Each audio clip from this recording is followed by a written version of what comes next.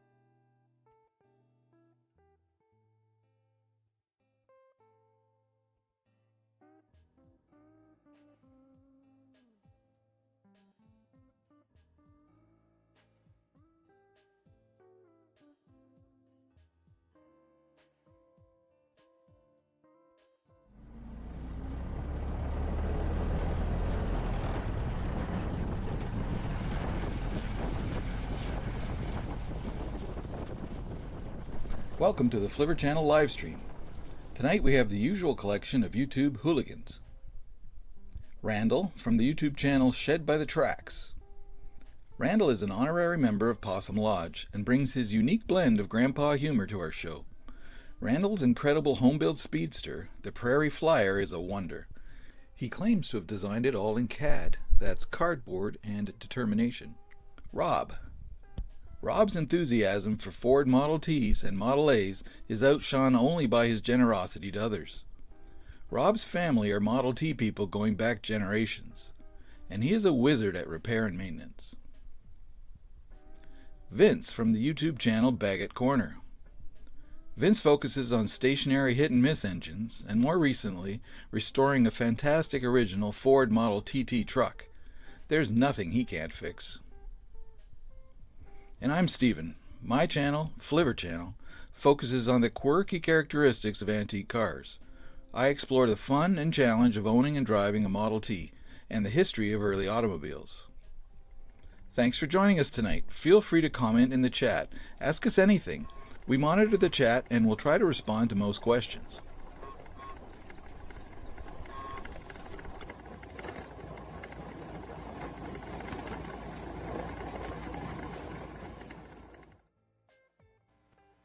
Hey. Hey, Steven. Hey, Randall. Hi, guys. Welcome, everyone in the inner tubes to our live stream.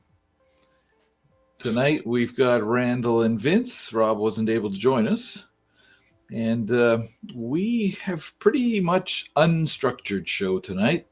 We're just going to talk about stuff, what's going on in our old car lives, and what we've got planned. And we do have a special guest we'll bring in a little later in the show. Our guest tonight is kind of a know-it-all when it comes to antique cars, history, old engines, anything like that. So I encourage all of our online guests to submit questions for our guest's name is Chip. And so submit your questions for Chip. Any topic, you'll find that Chip really knows his stuff. So, gentlemen, welcome to May 2025. It's May, and it looks like we're all unshaven and looking like hell today, huh? Yeah, Randall, you didn't shave today, did you? No. It looks to me like instead of calling him our guest, we can just call him Mike. Yeah. And we got another person named School Bus Mike. We have two guests. Oh, there we go.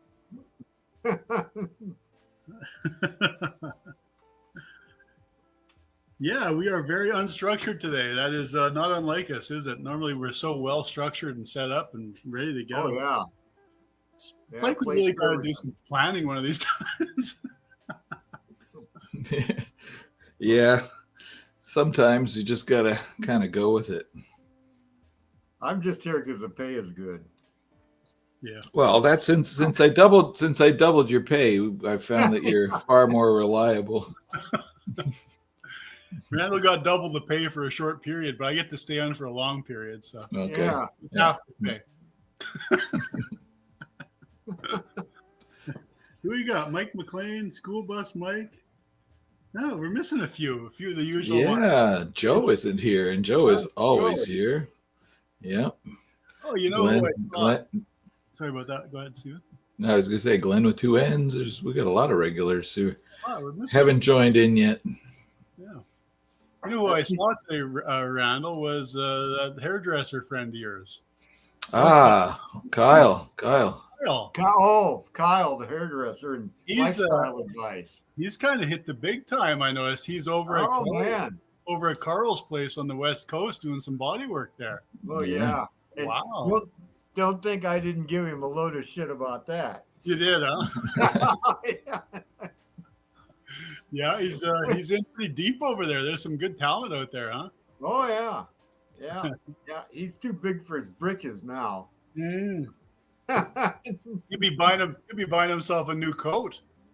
Oh yeah. What's Mike going on here? School Bus Mike. Howdy, Mike from Westland, Michigan. Michigan, right? Right. USA. Owns a 27 Model T, 31 Model A, and 62 school. Wow, it sounds like we better get School Bus Mike up here as a guest. Yeah. Sort of stuff. Well, welcome, Mike. I hope we don't chase you away, especially tonight. All right. So let's get things rolling. All right. I want to talk about what Mike McLean here says. It's Fire Them Up month. Everybody's digging out their old engines and cars and things and getting them fired up. Did we have a prompt about that? Was that the tagline for the video tonight, or did he just know? No, he just knows that. He's all knowing, Mike. So, Vince, what's involved for you to get your old engines and your TT truck out and going? And have you done it yet, or you got to come? Is it still to be done? What stage are we at? Yeah, it's still to be done. The first thing that we have to accomplish is to get weather that's above 5 degrees Celsius. That's where we got to start anyway. And I don't know. It looks like it's been a lot warmer for Randall down there. And then you guys had some warm weather too, Steve. I don't know. It's just we did, but it was brief, and now we're back to wet and cold. Yeah, it's I don't mind that 10 degrees so much as or 5 degrees is which for our American friends, I don't know what the heck that is, but for us, it's still kind of chilly. And it's that darn wind. Man, we can't get rid of that wind. It sucks.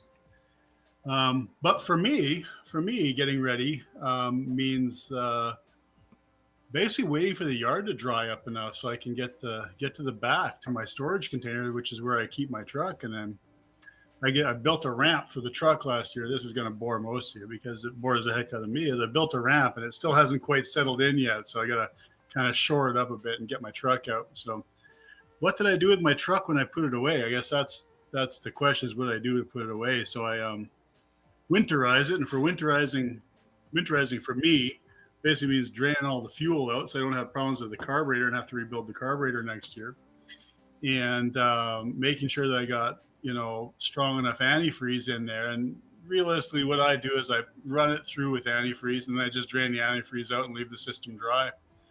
That way, if anything gets in there, it's whatever. I also know that way, even if I got a bit of a porous gasket or something, porous head gasket, it's not going to mix in and be sitting in the oil all winter long. And that's not a remote possibility. That could be something that's going on there. There's the camera right there.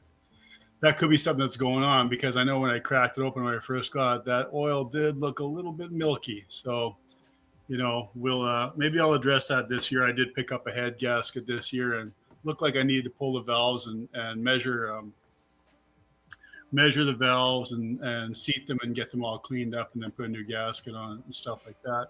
Not a big job, kind of an evening job doing that kind of stuff. What else?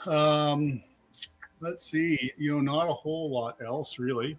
All the grease cups are on there. I'm sure Steven knows how many grease cups are on those vehicles, but I don't. But kind of feel my way around, fill up the grease cups, crank them down, make sure all the nuts and bolts are tight, because there's a good chance I left a few loose and maybe didn't put some split pins into them, things like that. What else? Air up the tires, which is, I don't know, for me, it's about 35 or 40 pounds. I don't put a lot of air in them. And I got a couple little jobs to do before I take it out. I think around here, our first kind of car show is in May, towards the third week in May. So I'm probably thinking I'm going to get it out to the car show coming up here pretty soon, which also means getting my trailer in shape. Making sure my trailer is ready, making sure the bearings are greased up. I don't have any problems there. Make sure the wiring, make sure the lights all work. And I did kind of lock in. Maybe you guys had seen some videos in my YouTube channel last year about setting up for kind of quick connect for clamps with the what was the name of the system? It's not coming to me, but it's a track system, and just a strap pulls down over the wheels and getting that ready to go. And what else I got? I got my board over here. Window weather stripping. I got to get that finished on the truck. Kind of ran out of time last year. Window straps. So yeah, the power windows, in other words. I had to finish up some spark plug caps, which I had stole the spark plug caps off the truck already to use like for another project, and you guys have seen those, or maybe you saw me make those. So I need to make 4 new ones. Hood springs. I ordered some hood springs actually from what was it? Snyder's. So I got to put some hood springs on, and that's it. That's all I have left to do on the truck. Basically, I don't have a whole lot left to do to it. I got some hit and miss engines here. I've been working on getting them ready to go. Getting them kind of tidied up. I had a little side project to be able to mount them on the truck, because that was kind of the whole purpose of the truck, was to have these hit and miss engines on the truck, and I could go to some antique engine shows, or just vintage kind of shows. So as far as getting that truck ready, maybe when we get a nice weekend above 15 degrees Celsius, then I can kind of plunk around here out in the yard and do stuff like that. But yeah, no, that's good. I see School Bus Mike's getting his Model A ready. Oh. Yeah, he was mentioning Paul Shin's recent getting your car ready for touring season video. Yeah, I saw that one. It was good. I didn't see that. Is it pretty good, Stephen? Did you enjoy it? It is. It presumes that everything is already very good, and it's just a matter of fluids and tune and that sort of thing. My car's never that good, so the list is always a lot longer than that. Yeah. Okay, and replaced. Oh, sorry, I didn't see the rest. Or was there more to that? See, just getting his model. It's replace the spark plugs on the T is what it said. Oh, yeah. That's just what it says. Yeah. Okay. Do you change the plugs every season, Mike, or do you just know that those are misbehaving? It's a question I have. Yeah, and it sounds like he's going to put some taillights and turn signals on the T. Oh, and replace the top. That's a big job. I haven't tried that yet. Luckily, someone put a new top on mine before I bought it, and it's in reasonable condition. But I do have all interior upholstery to do. That was supposed to happen this winter and didn't. So it's still on my list. We always have the greatest intentions in fall, right? That we're going to work all through the winter and we're going to accomplish so much. I accomplished nothing on my car this winter. It was terrible, but I did drive it a few times. Some of you guys probably saw my winter driving videos. That was kind of fun. I want to do more of that. That was a hoot. But it takes just the right weather, right? It can't be too cold. Yeah. You can't have too much snow. You don't want a lot of salt and slop on the ground.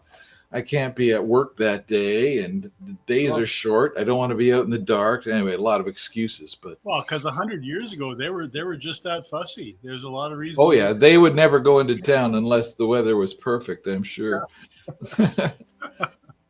Yeah, I intended to do a how to start your car if it's really cold video this winter. Didn't do that. That would have been a good one. Yeah. Yeah, because there's all kinds of fun ways that you can try and get those old cars started. They used to, my dad used to tell me the stories. They'd start a big bonfire outside, and then when it got down to coals, they'd push the car over top Yeah. and let the heat get everything warmed up, or they'd drain all the water out of it because they didn't have antifreeze, so they had to drain the water out of it every time they stopped anyway, Yeah. and bring it in and get it near boiling on the stove, and then run out, pour it in the car, and get her started with hot water. Yeah. That would definitely make things easier because, man, I could just I've watched Randall cranking his car over when he first rebuilt it there, and it was pretty reasonable temperature, right? So try cranking it at minus 30 or minus 40. Holy cow! Oh, Man. doesn't want to start then, and the oil becomes stiff. I mean, they didn't have multi-weight oils like we have now, so No. I mean, sometimes they'd mix kerosene in their oil in the winter just so that it would turn over, but of course then it was going to have more wear and tear on the engine once it did warm up. Yeah, you definitely couldn't have the best of all seasons there. Yeah. The oil gets stiff and then it tries to run you over. Yeah. Yeah. Exactly. It does. Yeah. So you've got your top to do yet, or you got your seats you got to get done? Seats. Yeah. Yeah, I bought the upholstery kit there before the prices went nuts, so I'm glad I did that. Yeah. But I haven't got around to doing it. Mm-hmm. I've got to remake a few seat springs. Yeah, there's things to do. You're pretty fussy though when you do that stuff. I mean, it sounds like something I could do and screw it up pretty good. So. No, you get it done in an evening. What takes me a week, and yours is a better job. God, I don't know about that. You haven't seen my seats up close. You think the camera makes them look better than they are? Oh, the camera purposely doesn't turn that way. Editing. There's a few nips and tucks around there. Yeah. You know, whatever. You're not having fun. What are you doing it for? You know? Creative editing, I call it. Mm-hmm. Yep. Make a real dog's breakfast of it, and then the final picture, you don't tell anyone. You take it to an upholsterer and you bring it back, and it's all nice and tight. and then you stand in front of it with the camera pointed and say, "It's just that easy." Yeah, it's just that easy. Yeah. Mike McLean, 26 coupe, getting a new needle and seat and grease. A 22 center door just needs gas and grease. See, yeah, it's nice when you go into the new year and you don't have a ton of stuff, right? You got maybe a few little things you want to do, and then just kind of ease your way through it. A new needle and seat must be leaking past, is it, Mike? Is it leaking back, or is it overflowing the bowl, or what's going on? Yeah, there's two needles and seats in the Model T carbs, right? There's the enrichment knob needle and seat, and then there's the float valve needle and seat. So I wonder which of those two he's talking about. Right. I'm sure he'll chime in here in a moment. Mm-hmm. Yeah, I just had somebody reach out who's watching one of my old carb rebuild videos, wanting to get a hold of some of those seat removal tools that I made. Oh yeah. So I'll have to. No, those are pretty good. Actually, look, you did a nice job on that stuff. Like, those are really useful tools that you got. Yeah, I don't know how you'd get those out otherwise. I know everybody talks about heating the carb up really hot and then quenching it cold a couple times to get them to crack loose.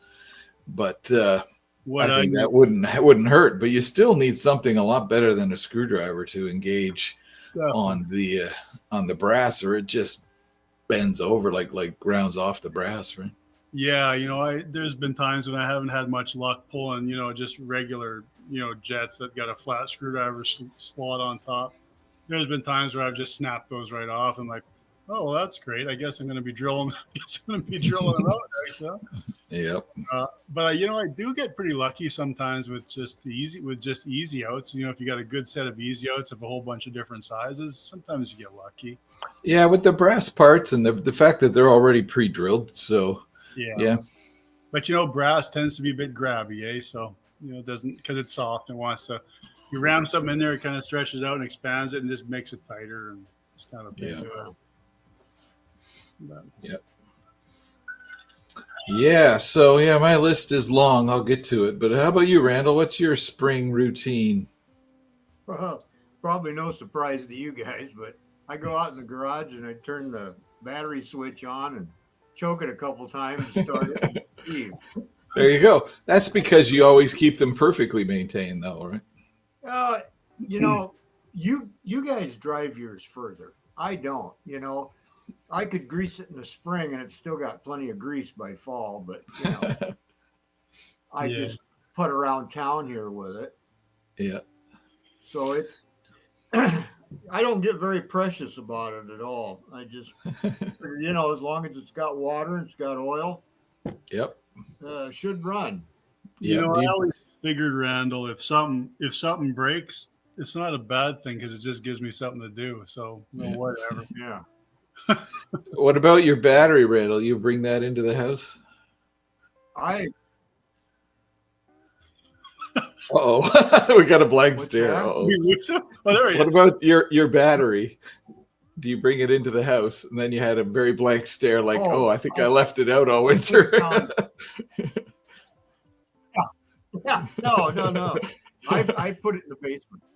Okay, good. Yeah. What happened to Randall's feed today? It's like we're talking to a man 70 years ago. Like there's no color. Where's the color in Randall's feed today? We are talking to somebody. Is there a black and white feed from he's black and white. It is. It's the time machine. I don't know. We were messing with the lights earlier. He made me shut this light off. Yeah.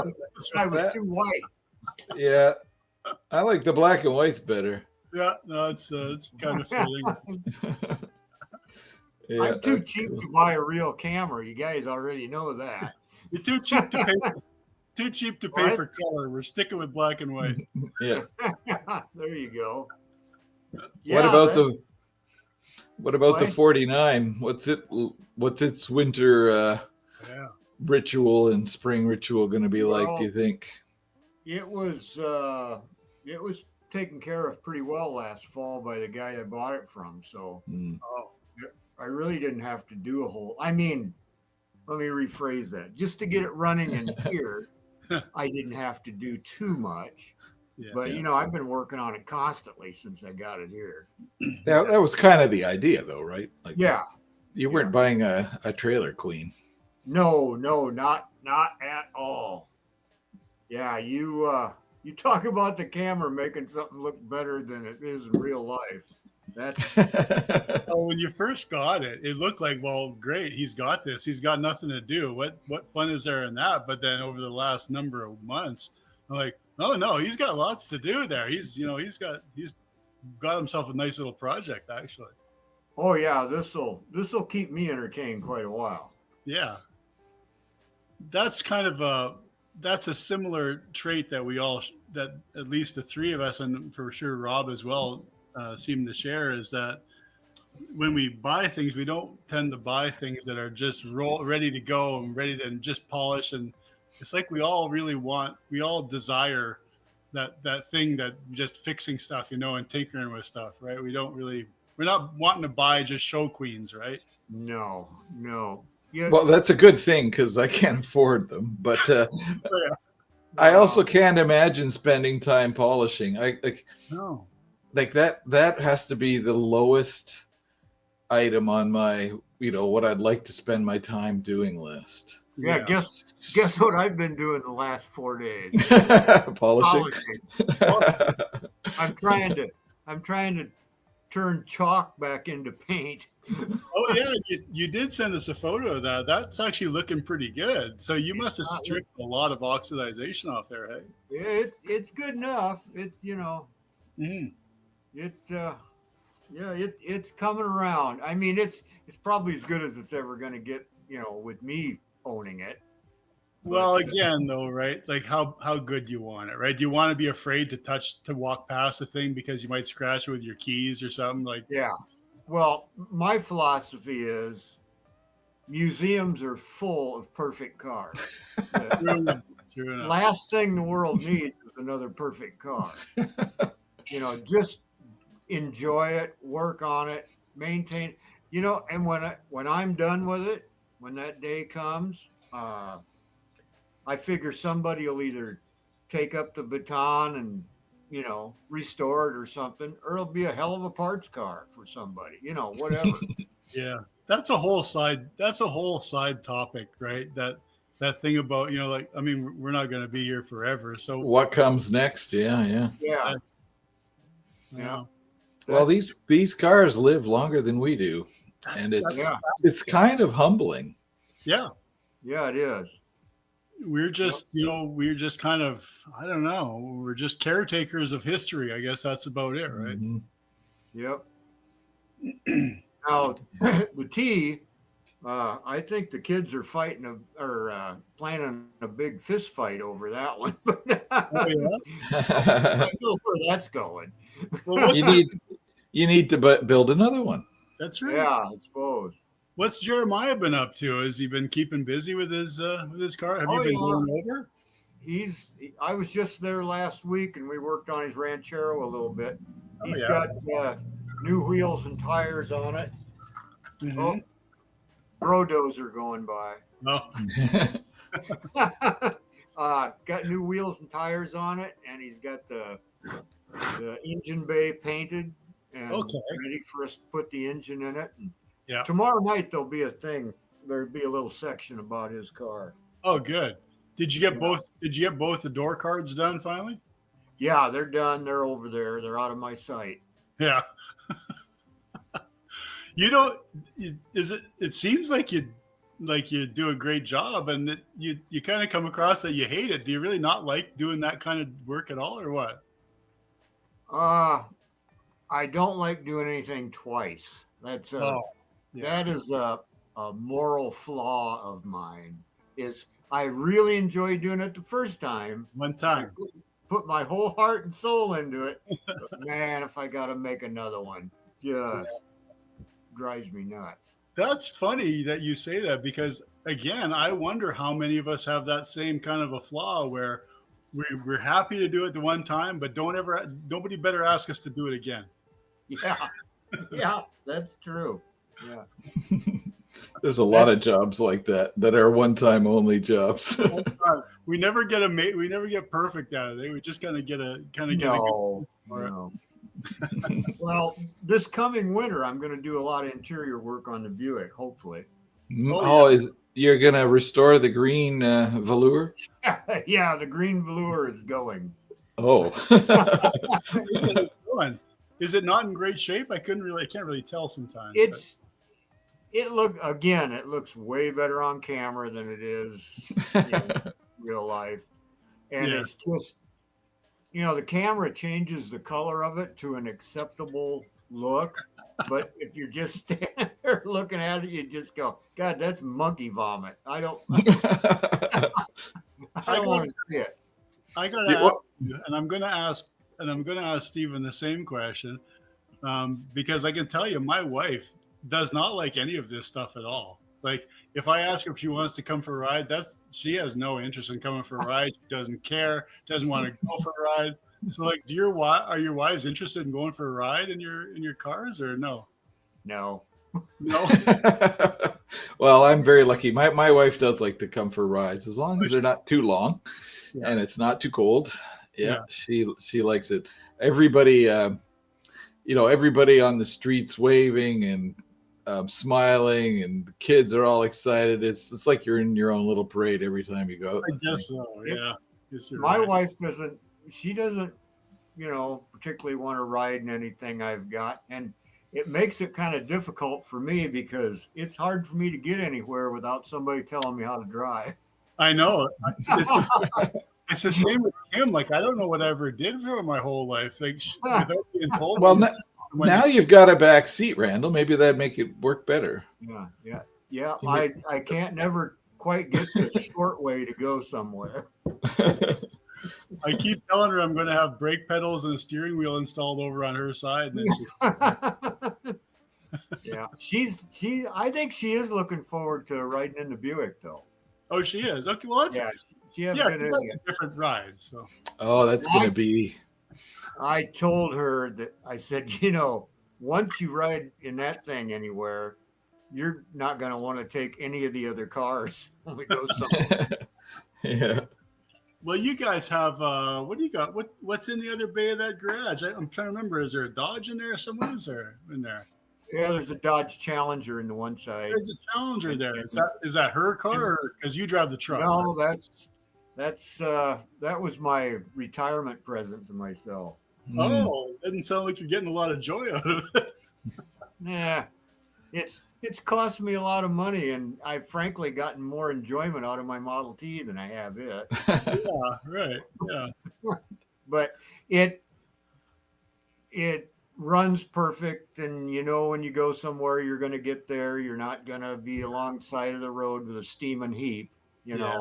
So when we go somewhere together, that's what we use.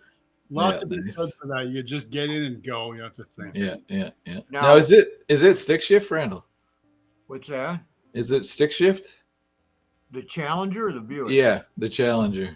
Oh no, it's automatic. It's the grandpa model. I've got the V6 in it and all that. Okay. Oh, I thought you might have a hot rod. Okay. Oh no. I just end up wrapping it around a telephone pole. Well, I noticed that your pickup's a stick. Yeah, That's awesome. that, if at all possible, that's what I drive. Me too. Much rather drive the truck than anything else because, well, it's been through a lot. It's got dents, it's got scratches, it's got rust. And when I go somewhere, I don't lock it. I just get out. I go in. I do what I'm going to do. I come back. I don't got to worry. If a shopping cart blows down into the side of it, who gives a heck? I don't care. Yeah. Have you always been a truck guy? Oh yeah, I've had I don't know how many Ford trucks. Yeah. That's what I learned. Uh-oh. Sorry, that was just me pushing the wrong button. We still on? Still here. Yeah, we're still here. I just cut Randall off. My first experience at driving was a 62 Ford, the one that had the box connected to the cab instead of separate. I've never even heard of this. Is that right? It was a unibody and an absolutely horrible idea. I actually have to look this up because I have never heard. Has anyone else? We got 8 people in the chat. Has anyone heard of this before? I've never heard of this. Yep. 62 Ford pickup. Ours was and the box is attached to the cab? Yeah. What the heck?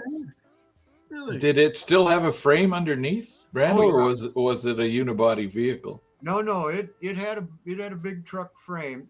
That design did not last very long. Yeah, I can imagine. But that's what I learned to drive in.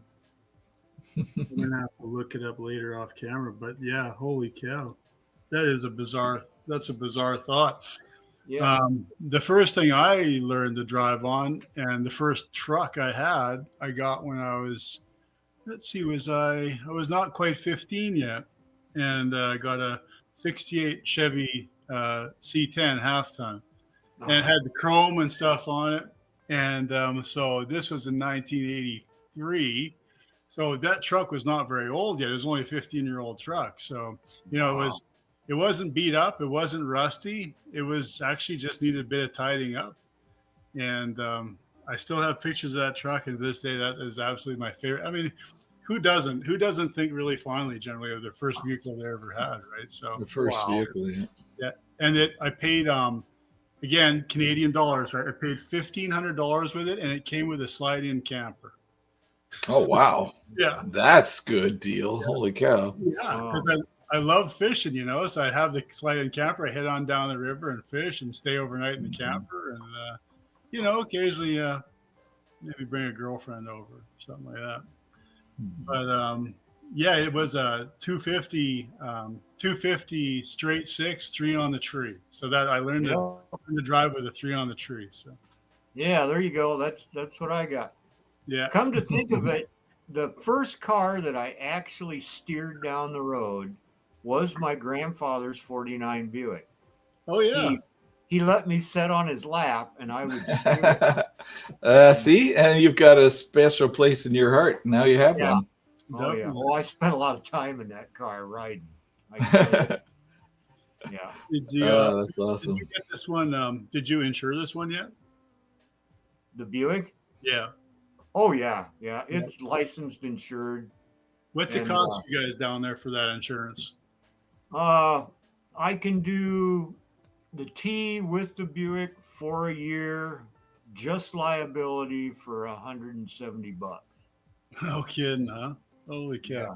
Is that and that's roughly what it is for the Buick as well? Same idea. No, that's both of them together That's for a both. year. Both for a year. Yeah. Holy Okay. crap!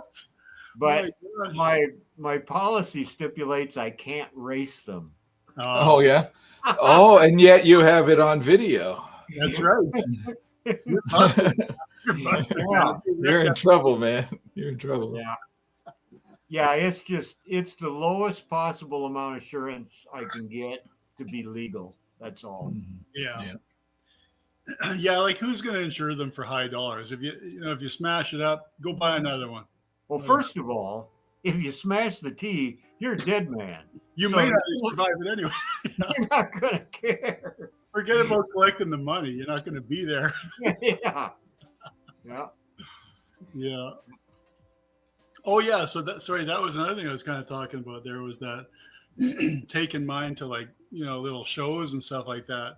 So for you guys, you kind of live in a town, but I live out in the country. So taking a T truck, whatever, 15 miles down the highway, that's just not going to cut it. So Mhm. Yeah. You're going to be towing that everywhere, aren't you? that's going to be getting towed. Yeah, it's going to be on the flat deck all the time. Yeah, so you'll drive it very few miles, really. It'll be driving off the flat deck and around the fairgrounds. And Well, that's what I was thinking. I was thinking that probably the most miles I'm going to put on it is when I go to Austin Threshman's reunion this year, and I'll probably go in the parade every day, which is roughly maybe it's a 1 mile track, and then back to where they exhibit the engine. So, yeah, not gonna get much wear and tear on that. 4 miles on it this year, probably. But whatever. Move on to the next thing, I guess. Whatever. Yeah, Yeah. So you're talking about first trucks. I've still have my first truck. It is my only truck that I've ever had. Oh yeah. It's that big Ram dually that I drive with my slide-in truck camper. So just like you, Vince. Yeah, with the camper. That's But truck. that's the first truck I've ever had. And before that, it was always small cars. Yeah. But that truck is got the Cummins diesel in it, but it's still stick shift. It's the last year of the stick shift. So we try to always buy stick shift cars too, but of course that's becoming nearly impossible anymore. I'm starting to wonder. I mean, that used to be the cheaper of the cheaper option was to buy a stick via a standard vehicle. I'm kind of wondering if that's going to end up being, or if it is now, if it's an add-on feature that you pay more for to have. Could be. Yeah. Yeah. It's kind of, yeah. I mean, I had lots of sticks. Holy cow! I had International Scout back in like a '77 Scout. Like, there's so much of the stuff I had was all manual transmission. So I don't know. It wasn't until I just don't see where it's such a hard thing to contend with. I enjoy it. Mm-hmm. It's a lot less boring anyway. My wife prefers stick because she has the control, right? Like it'll do what you're asking it to do, not some unexpected thing. Yeah. That's right. Yeah, it doesn't go through 10 miles of wires and computers and then decide what to do. Well, as both you guys know, my Toyota Tundra kind of shit about 3 weeks ago. I guess was it 3? Well, 4 weeks ago. I guess it was right at the end of March. That was a big failure. What happened? Major failure. That's so Toyota did a big. They've got a big recall going on. I just kind of heard about this like maybe a week before my truck gave up. But yeah, so 100,000 vehicles, Tundras, so 22 Tundras, 23 Tundras, And then the same year, Lexus, because they build Lexus as well. They're replacing 100,000 engines in these vehicles. And man, that is no small small Wow. Imagine the cost of that. Holy cow. I could barely imagine. And so obviously you guys know I'm on the highway a lot. I'm on the road all the time. And I put, well, this truck is a 22 and I've got 190 some thousand kilometers on it already. So, I mean, realistically, I was sort of coming to the end of the life of this engine anyway, right? It's, realistically, once I hit 2.5, get close to 300,000, I don't put any expectations on them anymore. Like, I don't hope that they'll get me where I want to go even. It probably will. But no, so I'm downtown Winnipeg, so maybe you guys kind of know, well, Winnipeg is one of the biggest cities in the prairies, right? So downtown Winnipeg, and the lights just blast on the dash, and it says that I've got a brake failure. Emergency brake failure. What? What went on? And I'm thinking, well, I just had new discs and new pads put on like the week before that. Oh, maybe they screwed up a sensor, right? Or maybe it was spelled BREAK. Brake. Emergency brake. Brake. Pulled over, couldn't even get out of limp mode, tried everything, couldn't do anything, ended up putting it on the flat deck, hauled it back. So the guy said, oh, this is on, what was it, Wednesday, I guess it was. And they said, hey, we'll get in the shop for you first thing in the morning. We'll get this fixed up, whatever it is. We'll give it back on. I said, this truck rolls every day. I need this. This has got to work every day. And by the way, Friday, I'm leaving for the freaking mountains. I'm going skiing. So, okay, no problem. So they call me up at 8:30 in the morning. They open at 8. They call me 8:30. Hey, Vince, your motor's seized. I'm like, oh, okay. Well, that's great news. The motor's seized. He said, but it's good news, though. You're getting a brand new motor. It's covered under recall. And I said, well, that's great news, but I'm heading to the mountains. Like, what am I going to do? And I got to work. Like, I don't have the time for all this. That's okay. Don't worry about it. He said, we got you covered. Toyota is renting you a truck for as long as it takes to fix this one. And don't worry about it. Drive it as much as you want. It's fine, whatever. I'm like, even if a guy kind of is not happy with the truck, how can you be dissatisfied with that kind of service, right? You can't. Yeah. But what happened to the motor? Like, what failed? Well, so this recall was based on the fact that during the milling process, I guess possibly, they weren't cleaned out properly, and there was still cuttings and stuff inside the engines. Whether that's the truth or not, don't really know, but that's what they were saying. The guy said it was seized. I'm like, well, it wasn't seized when I brought it in. It was kind of in limp mode. He says, well, both the turbos were full of oil, and it was just done. Yeah. It's so weird because there was no lead up. It wasn't noisy. It wasn't low on power. It wasn't smoking. It just, the lights came up and it was over with. And crazy, man. And so anyway, he said, we have changed 3 of these motors now, but none of them had been because of failure. They're all just, the guy brings them in, they get changed on the recall. He says, yours is the first one so far that failed. Completely, crap the bed. Well, it's hard to imagine if there's a design or manufacturing flaw that it lasted almost 200,000 kilometers, right? Like what kind of a flaw is going to make an engine fail after 200,000 kilometers instead of 300,000? Like, that doesn't make a lot of sense. You think back to the 70s, right? If you got 100,000 miles out of a vehicle, wow, that was so lucky. Like, you must have been treating this thing, changing the oil every 1,000 miles kind of a thing, right? But you get 200,000 kilometers, which is, what is that, Stephen? How many miles is that? 120,000 miles. Miles. Like, it should have been done already. Like, who cares? But yeah. But you got it back, and it feels good. The motor is definitely quieter now. Okay. Well, that's probably a good thing. I noticed when in the mornings, in the cold mornings, it's a little clattery. It'll go away, but it's definitely. But so I hate to badmouth the Dodge because you guys both have Dodges, but they gave me a Dodge Ram, a half-ton Dodge Ram crew cab, And man, that I don't know if you'd be able to pull a wiener off a bun with that thing. Like that, there's not a lot of power. Like it's. Yeah. I get back in the Toyota, and this thing just hauls. Like I got a 28-foot camper. I pull my work trailer with it. And definitely a power difference, but quiet. That Dodge truck, you could whisper to each Isn't other. it something? It's unbelievable. My dually was like that. I couldn't believe it when I got it. How quiet it was. Yeah.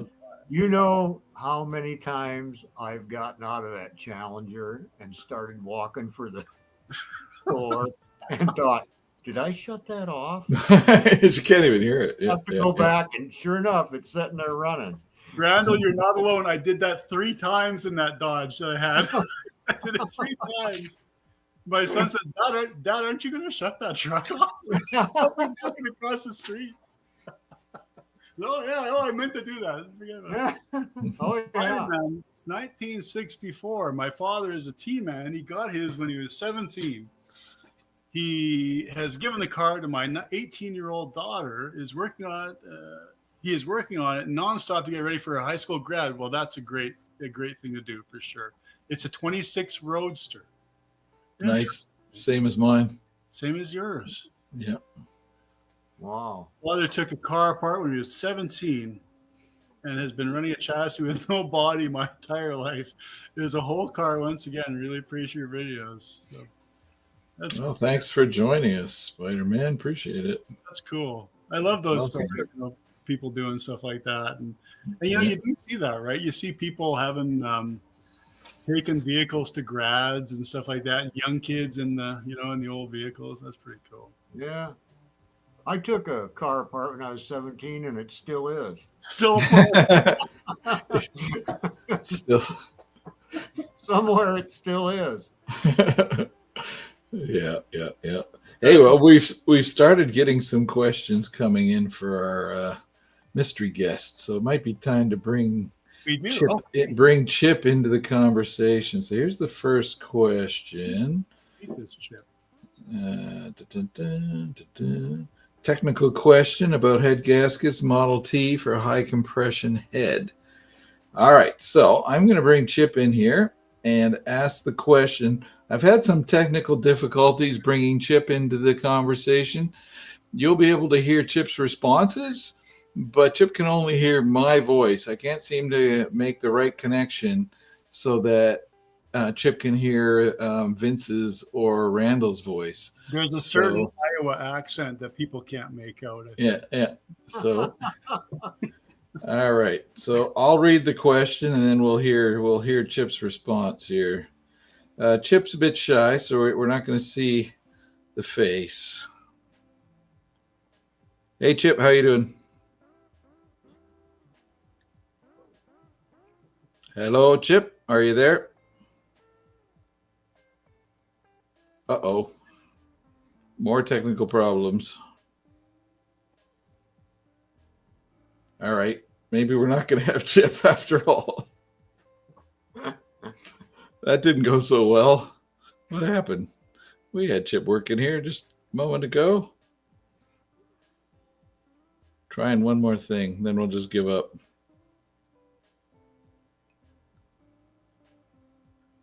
Are you there, Chip?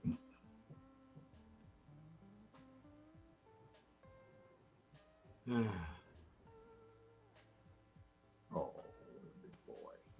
Yeah, we're all here. Do you mind if we ask you a few questions?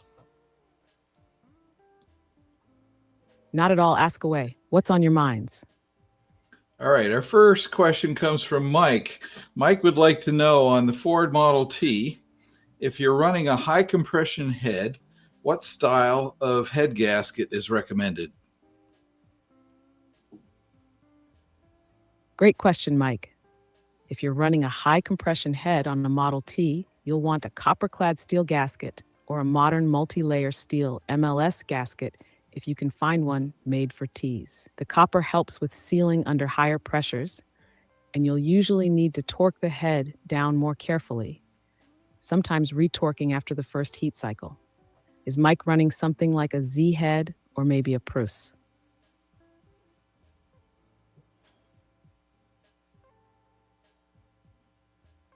Mike, did you hear that?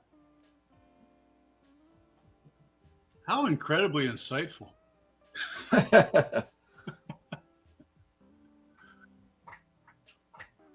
Huh. All right. So I think that was a pretty good answer, but it didn't really give a specific answer. I'm sure you've already figured out the chip is just Chat GPT, but I've been finding the Chat GPT models pretty good lately at summarizing things from the web. Obviously, they're just summarizing web things, but still incredibly good at conversation. It's remarkable. Actually, yeah. What version of Chat is that? What is it? 4.0, Stephen? This is 4.0 we're running right here, right now. Yeah. Oh, yeah, and I haven't. That's funny. I haven't used it for about a year now, and there's definitely an improvement there already. That's crazy. Yeah. Hey, we got Bruce Hey, answering your question more specifically, Mike, and you can trust what Bruce says. He would know. Copperhead gasket only. I'm glad Bruce is here because or Chip. I mean, whoever wants to answer. But so when we're talking about high compression, that's kind of I mean, it would be high compression in relation. Higher. It's higher compression. Yeah. You're blowing into a plastic bag. Yeah. It's a balloon compared to a plastic bag. Right? Exactly. Yeah. Because what do we deal with? Like if we're talking, never mind compression, but compression ratio. What's compression ratio on a T? Is it like 4.5 to 1, 4 to 1, something like that? Something like that. Oh, that's if it's, pretty well sealed up. Mine's probably half that right now. Yeah, exactly. And I think I told you guys I'd compared that to like I've got hit and miss engines here that are basically 4.5 to 1 compression. And as long as the flywheels can bump against compression, it'll run just fine. It's not all that fussy really. It's kind of funny. High comp is only it's 6 to 1, so it actually bumps up quite a bit. Wow. So Bruce, how much what are they doing? Are they it's the head. So they're decking the head. Can you and I haven't done this, so I'm kind of curious. I've done it on lots of sleds before and things like that. But so what are they doing? Are they decking the head or are they putting a thinner head gasket? How are they going about changing that ratio? So I'm aware that there are many ways of increasing compression in a Model T. You can get higher compression pistons.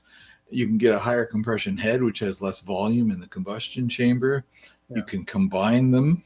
Mm-hmm. There isn't a lot of machining you can do on either the block or the standard head before you're going to start things cracking. The wall thicknesses just aren't there for doing a lot of decking work. They are pretty thin, huh? Okay. You certainly aren't going to get any sort of substantial increase in volume because the volume of the combustion chamber is so large. Mm-hmm. A small, 20 thou change in your head milling isn't going to be anything as a percentage. It'll be a real small number.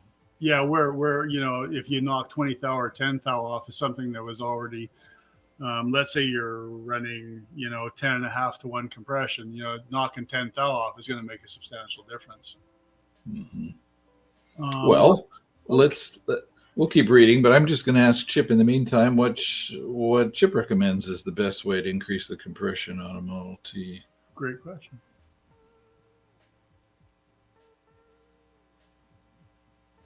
Chip, what's the best way to increase the compression on a Model T for a little more performance? Good one.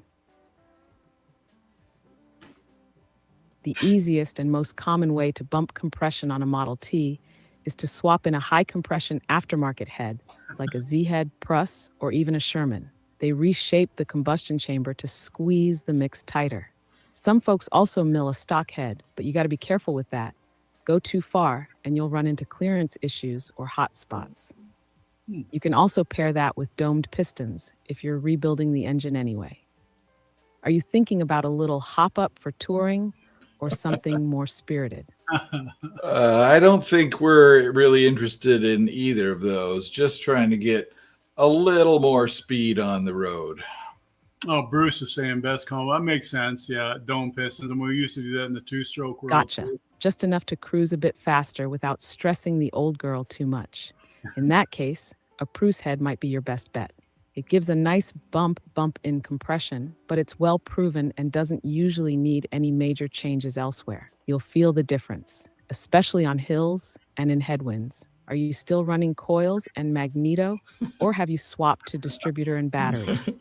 I'll get back to you on that here. I got some other people to talk to. Stand by. You know, that's just like a real woman because I quit listening about 5 minutes.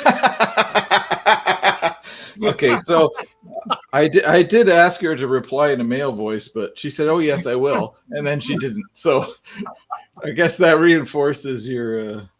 What your is point the there. so explain? So guys, obviously I'm new to this kind of Model T world, and you guys are not. But what is this Prusa head that she's talking about? What's the visual difference that I would see if I compared a stock head to one of these other heads? Oh, just a much lower volume combustion chamber. Oh, okay, that's what you'd see. Well, I think wasn't it you, Vince, that said you could fit a small chicken in the combustion chamber of a Model T. Yeah. So think of it not being so much a chicken, but maybe a gerbil or a small hamster. Cornish hen. The Cornish hen. Yeah. What Spider-Man say you can cut the Babbitt offset in the rod effectively. Oh, I see I got what you're saying. So you offset, so you cut the rod, make the Babbitt shorter on that side and make eccentric on the Babbitt machine. Eccentric, yeah, that makes sense for sure. Well, it sounds like Chip wasn't far off. I know she tends to speak in platitudes, but not bad, eh? Made by Kevin Bruce aluminum head, 6-to-1 compression. Okay. Do you have any experience with those, Bruce? Have you used those at all yet? I have one, not that great. Oh, okay. What's been your problem that you've been having with it, Bruce? I mean, I assume it's not detonation.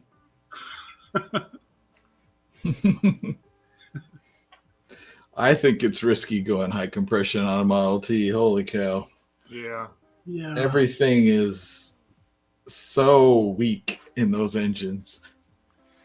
I think if that's what you're into, if you're into rebuilding engines or working on engines, and that's the thing you like doing, yeah, I mean, why not play around, right? Or I was going to tell you that I'm hoping to pick up a motor and trans down there in Iowa, just to have one ready sit here in the shop if I need one for the truck. But I mean, in a scenario like that, be perfect, right? You could experiment, and if it didn't work out, well, you yank it out, put the stock one back in again. Who cares? Right? Yep. So I've got another question for Chip here, which is really specific. This will be a test. This is from Harry about an old car magazine, ran from 1895 to 1918, called The Horseless Carriage. So I'll do my best to read this to Chip. Okay. Chip, can you tell me about the magazine called The Horseless Age? I think it ran from 1895 to 1918. Sorry, I'm having issues right now. Our systems are experiencing heavy load. Please try again later. Okay, we'll turn you off. It is like a real woman. Oh my gosh.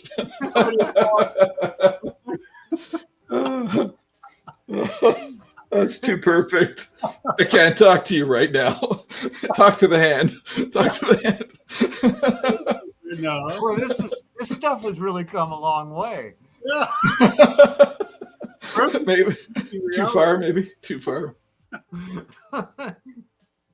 Oh my gosh. So what's Too Harry funny. say here? Sorry, Harry. We're not going to get any information about your magazine right now. The Horseless Age magazine. Horseless Age magazine. Okay. Horseless Age. Right. Gotcha. Yeah, it's like one of the very first car magazines, I would think, by the sounds of things, right? 1895. Yeah. That sounds like a job for Vince. He's fast with the phone there. Yeah, he can do some research. He'll be all over it, Harry. I'm sure you'll hear from Vince in our chat on Messenger. The horseless age only lasted until 1918. The horseless age only lasted until 1918. The auto car is still going 130 years later. Why did the horseless age fold? So is he, okay. So the magazine it lasted between 1895 and 1918, right? Yeah. So that was 23 years, that magazine. Mm-hmm. That's a great question. That would be a good question. We'll look into that, Harry. Yeah. But maybe we won't rely on Chip. I'd venture to say that World War I played into that. Yeah, could be. Yeah. Yeah, we tend to kind of forget about those things that went on back then, right? They changed the entire world when they happened. That's right. Yeah. I was telling you guys that that I had never seen Hudson, the movie about and that it was actually a really good movie. I don't know how close to reality it was, how much they had kind of, swayed from reality just for, the movie industry. But it was a pretty good movie. It gave me a lot of insight into that whole thing and how, maybe big industry could force a little guy out. I mean, it was going on. It goes on now. It went on back then too. Oh yeah. Look, all the big tech companies are always forcing small tech companies out of business now. It's no different. Yeah, maybe a little more without the kind of Donnybrook type of methods. Maybe they just go and just buy them out now. They just give them $1 billion and say, "We'll buy your product," and goodbye. That's the end of it. So maybe interesting. But have you guys seen that movie? The No. Hudson, was it Man in the Myth or Man? I can't remember what the rest of it was called. I don't think you mean Hudson. I think you mean Tucker. Oh, not Hudson. Tucker. Yeah, sorry about that. Yeah, it had the helicopter engine in the back, air cooled, right? Yeah, really interesting. Yeah. It's an awful lot like the Tatra out of Czech. Oh yeah, right. Really similar cars in a similar time. Mm-hmm. But yeah, they're pretty valuable now if you can get your hands on a Tucker, that's for sure. Right, Tucker. And what was it? 40, sorry, what was it? 51 made and still 47 in existence yet. Amazing. Pretty good numbers. Yeah. Could you imagine if 15? Oh, water cooled. Okay. Could you imagine if 14.5 million Model Ts still existed? Yeah. Yeah. So I was wrong. Water cooled, not air cooled. Water cooled. Right. Huh. But I'm pretty sure it was a helicopter engine. Somebody can. Yeah, I'm pretty sure it was too. That's what I remember in the movie. That was originally a helicopter engine. Yeah. Because he got them cheap, I think. Yeah, an incredible power to weight, right? Yeah. I wish I remember more of the details, but there was something about. It was a company. He got the engines from a company that was making those engines for helicopters. The name of the company escapes me, but it was actually a movie made by who was involved in that? Steven Spielberg, I guess, and George Lucas, I believe. No, sorry, Francis Ford Coppola and George Lucas. Oh, wow. Who both have 2 Tuckers in their collections each. Of course they do. Bell helicopter engine. Makes sense. Yep. Yeah, okay. Interesting. Oh, Bell engine, yeah. Yeah, those guys got Tuckers in their collection, and they still probably got half the movie wrong.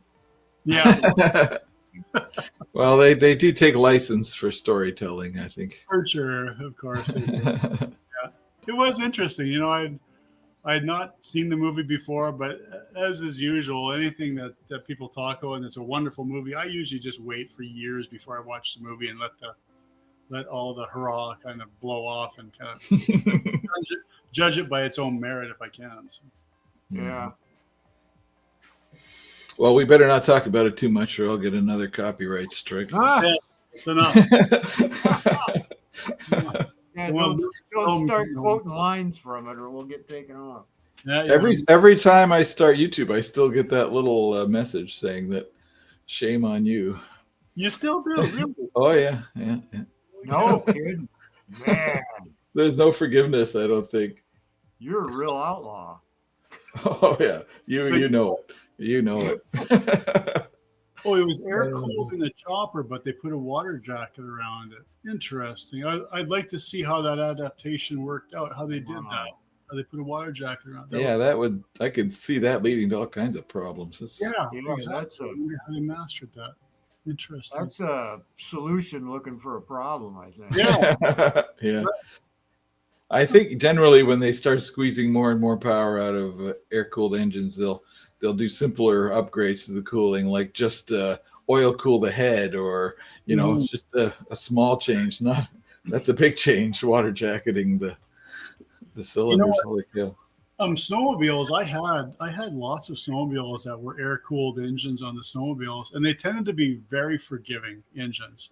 They could put up with a ton of abuse. The tolerances were a lot greater. They Yeah, just put up with a lot of good beatings. They never really. but they were never tuned for as much power, right? Like a Yeah, liquid cooled version of the same engine was like 30% more power, as I yeah, recall.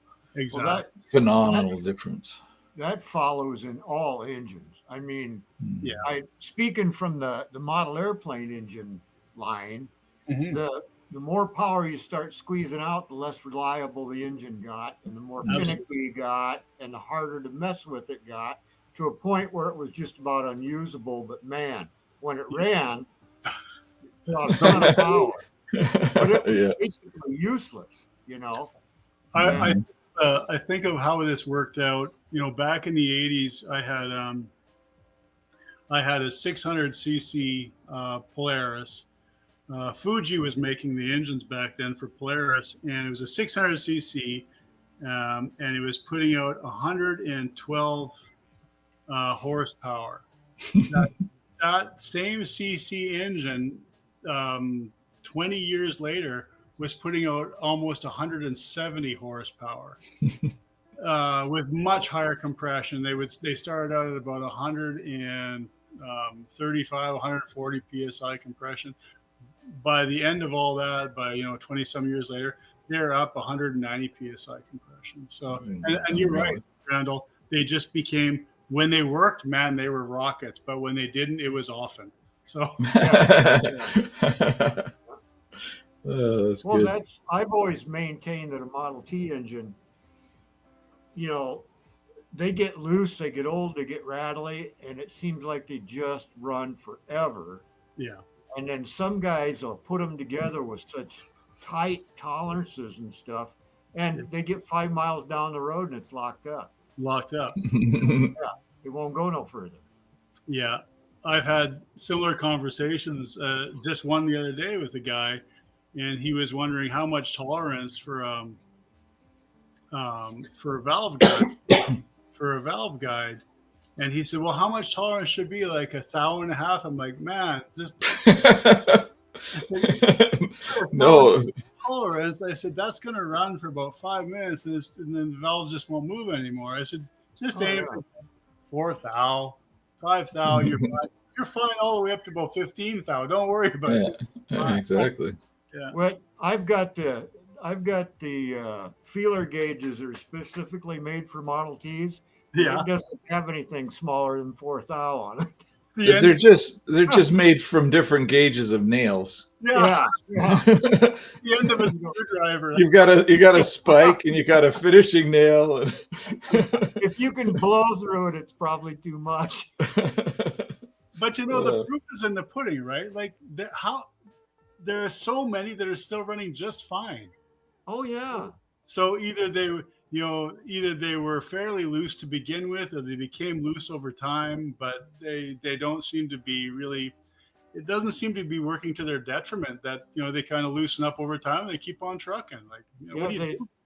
They start making all the familiar Model T noises. And just go. Yeah, mine's a rattle trap. Oh my god! Is it? At I went to that tour in Niagara Falls last summer, Yeah. and so there were some really nice cars there that were running really well, and they'd putt by at the lowest RPM you could imagine. You can't even hear them. Totally smooth, right? And then mine's like, oh, it's terrible. Bag of hammers, I call it, and it is. Yeah. Yep. Bag of hammers. That's great. Oh man. Oh, I was going to ask you about that, Steven. So, talking about your plans for the year, are you guys going on that tour again? You and Rob going? We've been trying to find one. There's one north of Toronto, Peterborough area that we're thinking of in June, but Can't it's do too that- far for either of us to drive, so we've got to arrange trailers, and it's Can't do that it's same a one? thing. Can't do that- Same organization, yeah. Oh, okay. Yeah. The Niagara Falls one, they are duplicating it again in the fall, but I don't imagine we'll bother with that. No. So I don't know. It's not a lot of tours this year. Probably Rob and I'll just kind of plan our own. Mm-hmm. Well, how far is he from your place? It's about an hour by Model T. Oh, okay. So you could make trips back and forth to each other's place if you want. So we usually meet halfway and then go Right. off for the day, and then Yeah. Randall, you don't have no kind of plans this year? Any special shows you wanted to go to? Or?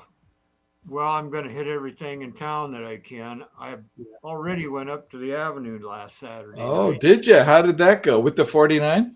Oh man, the old boys were all over it. You know? Something new is Yeah, they were the I first hardly draw, got it. and then I hardly got it stopped and parked, and they were climbing in it and looking it over. And everything else, you know. that's what it's all about. I've got a pretty good sized swap meet coming up Sunday, and I think there's another swap meet yet in May, and then the car shows kind of start in, and Oh yeah. yeah, You're going to be busy. I don't go and register or any of that to most of them. I just go and park.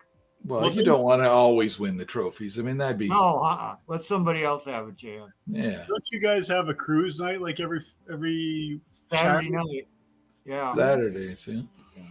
which Well, I- consists of a cruise night when you Yeah. get to a certain age consists of driving to the spot, getting your chair out and sitting down. Talking about cars, not driving them. Yeah. That's good. So you haven't had your other car. You haven't had your T out yet, then? No, well, I drove it over to my mom's house and put it in the garage. Yeah, I did that. Oh, okay. So you don't have room for it anymore at home. No, I've got it across town. Oh yeah. But it's got its own little shed now that it sets in. So it's I just looked at it today. Holy cow! It's calling to you. Two sets of tools now you got to have. Oh, brother. Yeah, I know. Need a bigger garage. Well, when you're a big time YouTuber with tons of money, it's no I big deal. know. Yeah. I did want to ask you though, Randall. I had been thinking about this recently. How did that temp gauge work out for you with the bulb in the line and everything? How did that work out? You put that temp gauge and you'd put the thermistor bulb, stat bulb. Yeah, I just brazed that. No, I think I soldered the fitting into the copper tube. Yeah. Or maybe it was brass. I don't know. And Yeah. then just screwed it in and, mounted And how's it working? Is it pretty accurate for you? Does it work? It's very accurate. It is. Okay. But keep in mind, it's very accurate as to the temperature of where it is, which is, I think, that would be the hotter part of the system. And when you get down low, then they go into the cooler side. Right. Yeah. It's pretty close because I've got a heat pistol, and I can search around on there. And usually it's almost the same as the actual radiator. Nice. Those are pretty fast. I use those stat bulbs in dishwashers and when I have them when they kick up hot water from a rinse booster, like they're pretty freaking immediate. Like they react pretty quick. Yeah. Good Yeah, stuff. I like knowing, what it's doing. I used to carry my laser with me all the time. Well, As you're driving down the road, you've got. Well, when I first started driving, I was always worried about wheel bearings and stuff like that. Make because I was just not confident that I had them set right, you know. Yeah. Mhm. So I was constantly checking wheel bearings and drive shaft bearings. And, You're like a race car guy. Holy Yeah. cow. yeah. Burning them Oh up. yeah. For $9.49, you can get one yourself off of eBay. Yeah. Measuring tire temperatures so you could Oh see my if you've God. got your setup just right. Yeah, yeah. Well, you know, it's like anything. You read the book. Okay, this is how you do it. This is how you set it. This is how you tighten it. You do everything, and then you lay in bed that night and go, "Man, I don't get that right." You just doubled forever. Second guessed. Yeah, yeah, yeah, Yeah. yeah, yeah. So My dad always said, "Don't put gauges and temper like all the different instruments in your car." He says, "You don't want to know. It's just going to make you miserable. Just drive the car." It's one of the things you don't want to know. Don't take the oil pan off. No, you don't want Yeah. to know. I heard some old stock car racer, it might have been Daryl Waltrip, and he said, you know, they put all these gauges in our cars. He says, what am I going to do about it? Yeah. Well, what are you He gonna just do? puts his foot down and steers, right? Like telemetry back to the garage. That makes sense because the engineers back there have time to look at all that crap, but the driver doesn't have any time. I mean, Yeah. that's the best point. It's like, what are you gonna do about it anyway? You You're not just gonna go. just stay stuck. You're going to go till it's a steaming heat. That's all you Forget it. Yeah. Oh, wow. All right. Well, we better wrap things up, guys. That was good talk. Yeah, it was a lot of fun. Yeah. So sorry that Chip was faulty, but we'll work on that a few months from now. We'll bring Chip back and see if Chip has learned more things or is more cooperative. Yeah. Hey, there's Joe. All right, Did you- guys. Did you guys see Joe's here finally? Yeah, Joe did come. Yep. You got within a hair's breadth of getting fired, Joe. I know. Oh, I didn't read it. Oh my Yeah, God. yeah. Good Joe is comment. here. Best combo in stock kit. Don't hit Hastings. Yeah. Right. So I'm just going through the chat now. I should have went through this earlier. Water cool Bell engine, Eric. Oh, so Spider-Man 64 is he's a Corvair guy. Okay, interesting. Oh, so is my cousin Mike. Yeah, Corvair. Yeah. They're neat. What's the it's rear mounted in a Corvair, but who builds the engine for a Corvair? As far as I know, Chevy. Is it? It's air cooled. It's an air cooled, like a twin opposed. 6-cylinder opposed. Right? Yeah. It's like a VW engine kind of thing, right? Yeah. Yeah. Oh. All right, Anyway, guys. Thanks, Joe. I'm going to wrap things up here. Yeah. Have a good night, everyone. Thanks for joining. Thank you, We'll Steve. see you in 1 month's time. We're going to be better prepared. We'll see.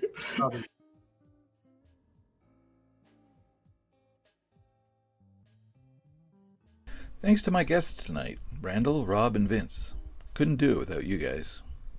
Randall, thanks for the music that you made for the show. And thanks to the viewers who tuned in to listen to us old car guys rambling on about old car stuff. We really appreciate it. Good night.